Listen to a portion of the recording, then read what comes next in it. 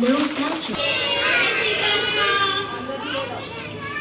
આજે આપણે જગન્નાથ ભગવાનની સ્ટોરી સાંભળવાની છે. આજે આપણે સેલિબ્રેશન શાના માટે છે?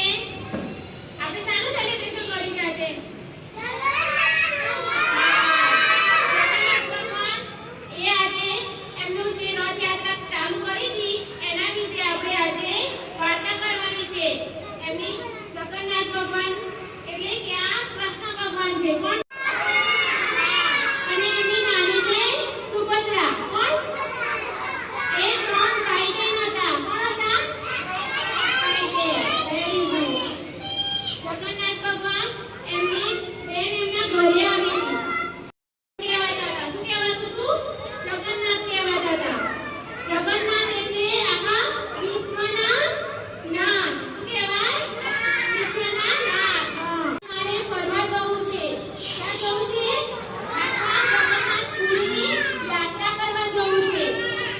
પહેલા આવા રથ કેવું કઈ હતું નહીં. પહેલા મતલબ કાર, બસ એવું હતું પહેલા? ના. વ્હીકલ હતા? ના.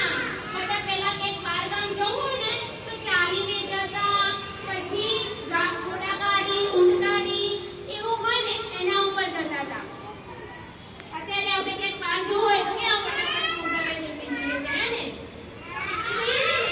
પહેલા એવું નહોતું. ક્યાંક જવું હોય ને તો પહેલા ચાલીને જતા, યાત્રા કરવાનું ચાલુ કરવાનું હતું ત્યારે એમને સુટાને બોલાવ્યાને કહ્યું કે મારે 3 લાકડાના રથ બનાવો. કેવા રથ? લાકડાના રથ.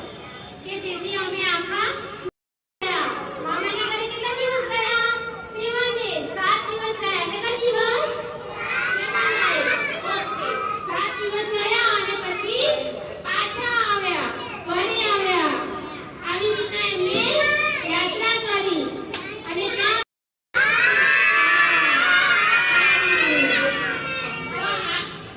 ખબર પડી